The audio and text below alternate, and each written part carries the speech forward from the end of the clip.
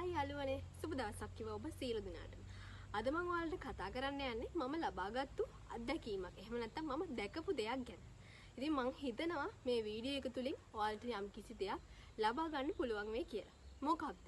මම කියලා දෙන්න යන්නේ ගොඩක්ම අපේ ශ්‍රී ලංකාවේ 45ක වගේ විදුලියට දායක වෙන මේ තාප විදුලි බලාගාරයක් ගැන. මොකක්ද? නොරොච්චෝලේ ගල් අඟුරු බලාගාරය. එහෙම නැත්නම් ලක්විචය බලාගාරය කියලාත් අපිට තව විදිහකට හඳුන්වන්න පුළුවන්. මේක පිහිටලා තියෙන පුත්තලන් දිස්ත්‍රික්කයේ. ඒත් එක්කම ඇයි මේ ගල් අඟුරු වලින් අපේ විදුලිය නිෂ්පාදනය කරන්නේ? ඔයාලට හිතලා තියෙනවද? මොකද සාමාන්‍යයෙන් අපේ ශ්‍රී ලංකාව කියන දූපත වටාම තියෙන මුහුදු ජලය. ඉතින් මේ මුහුදු ජලයෙන් අංක 1ට විදුලිය නිෂ්පාදනය කරනවත් සමගම අංක 2ට විදුලිය නිෂ්පාදනය කරන්නේ මේ ගල් අඟුරු මගින්. ඇයි? මොකද ජලයට පස්සේ දෙවණියට සාමාන්‍ය මුදලක් වැය වෙන්නේ මේ ගල් අඟුරු නිෂ්පාදනය සඳහා කියලා තමයි කටකතා. ඒත් එක්කම අපිට සාමාන්‍යයෙන් තොරතුරු අපිට දැක ගන්න පුළුවන් වෙන්නේ. ඒත් එක්කම ගත්තහම මේ ගල් අඟුරු කොහෙන්ද ගේන්නේ? ගල් අඟුරු ඉන්දුනීසියාවේ ඒ වගේම දකුණු අප්‍රිකාව වගේ රටවල් වලින් සාමාන්‍ය මාස 5කට 6කට වගේ ප්‍රමාණයක් අපිට මේ ගල් අඟුරු මේ ලංකාවට ආනයනය කරන ලොකු නැවක් හරහා.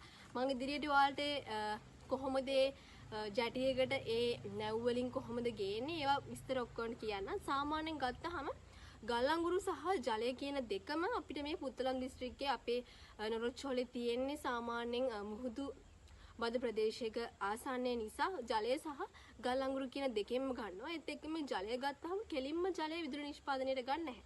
මොකද ජලයේ තියෙන khනිජ ලවණ. ඒ කියන්නේ ලවණ. ඒ ලවණ ඔක්කොම අයින් කරලා තමයි විදුලි නිෂ්පාදනයට ගන්න.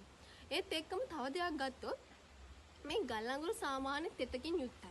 ඉතින් මේ තෙත කියන දේවල් සාමාන්‍ය වියලි බවට පත් කරලා ඊට පස්සේ කුඩු කරලා යන්ත්‍රානුසාරයෙන් කෘෂින් කරලා තමයි අපිට මේ ගල් අඟුරු නිෂ්පාදනයේ තාපය නිෂ්පාදනය කරන්නේ. ඉතින් මම ඔයාලට ඉස්සරහට වීඩියෝ වලින් කොහොමද මේක වෙන්නේ කියලා ඔයාලට චූටි විදිහට කියලා දෙන්න. ඒත් එක්කම ගත්තහම මේකේ පද්ධති තුනක් තියෙනවා.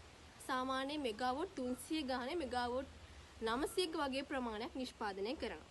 ඒත් එක්කම 2006 වර්ෂයේ තමයි මේක ඉස්සලාම මූලික අඩිතාලම දාලා තියෙන්නේ අපේ ලංකාවට චීන සමාගම මගින්. 2011 වර්ෂයේදී මෙම වැඩ කටයුතු සියල්ල අවසන් වීමත් සමගම දැන් මුළු අයිතිවාසිකම් මුළු පළාතල ඔක්කොම තියෙන්නේ අපේ මේ ශ්‍රී ලංකාව සතුවයි. ඉතින් ඉදිරියට වීඩියෝ එකකින් හම් වෙන බලාපොරොත්තු වෙන්නේ ඔයාලත් එක්ක මම කියනවා මේ වීඩියෝ එක තුළින් තවදුරටත් ඉදිරියට රැඳී සිටින්න. ඉතින් අපි කොහොමද කියලා බලමු අපේ නොරොච්චෝලේ ගල් අඟුරු බලාගාරය. ඉතින් නොරොච්චෝලේ ගල් අඟුරු බලාගාරය දැක ගන්න තවත් කැමති නම් ඉතින් මාත් එක්ක ඉදිරියට රැඳී ඉන්න කියලා ආදරයෙන් ඉල්ලා සිටිනවා.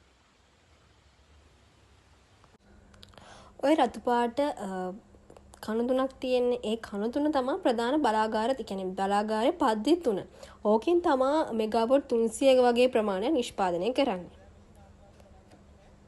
ඒත් එක්කම කහ පාට පේන ඩීසල් ටැංකි. ඒ ඩීසල් ටැංකි වල යම්කිසි ප්‍රමාණයක් මේ ගබඩා කරගන්න පුළුවන්.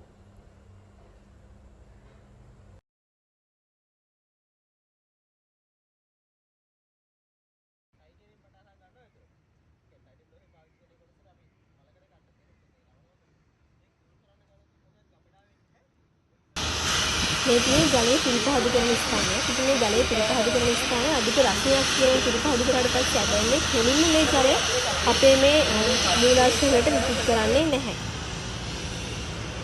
සාමාන්‍යයෙන් සෙල්සියස් අංශක 4-5ක උෂ්ණත්වයක් මගින් තමයි මේ අපේ ජල ගෝලයට එහෙම නැත්නම් අපේ ජල මූලාශ්‍ර වලට මේක නිෂ්පාදනය මුදා හැරීමක් සිද්ධ කරන්නේ.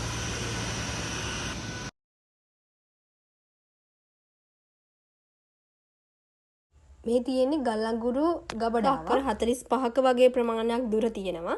ඒත් එක්කම මාස 5කට 6කට අවශ්‍ය ප්‍රමාණය ගල් අඟුරු මෙතන ටොන් ලක්ෂ 12ක් වගේ ප්‍රමාණයක් ගබඩා කරගන්න පුළුවන්.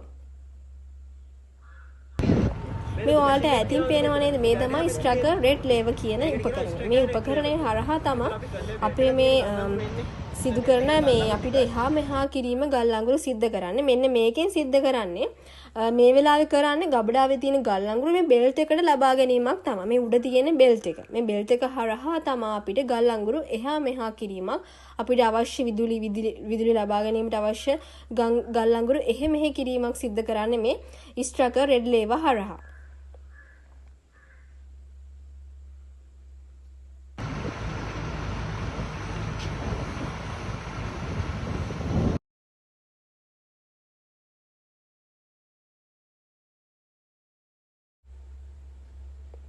ඉතින් මේ දැන් පේන්නේ ඔයාලට මේ ජැටි. එහෙම නැත්නම් මේ විශාල නැවක් ඈත පේනව එන්නේ නැව හරහා තමයි අපේ මේ ගල් අඟුරු ප්‍රවාහනය කරන්නේ. ඉතින් කෙලින්ම මේ නැව ප්‍රවාහනය කරන්න බෑ. මොකද මෙතන ලොකු ගැඹුරක් නැති නිසා. ඒ නිසා කිලෝමීටර් 5කට එහායි මේක නැංගුරන් ලානවා මේ නැව. ඊට පස්සේ ඔය පේනවනේ ජැටිය ගා පොඩි නැව් තුනක් තියෙන ඒවට කියන්නේ බත්තලන් කියලා. ඉතින් මේ බත්තලන් කියන බෝට්ටු හරහා තමයි අර විශාල නැවේ තියෙන ගල් අඟුරු ටික ප්‍රවාහනය කරන්නේ. ඊට පස්සේ ඔය ක්‍රේන් හරහා අපිට මේ උඩ තියෙන බෙල්ට් එක හරහා අපිට ලබා ගන්න පුළුවන්.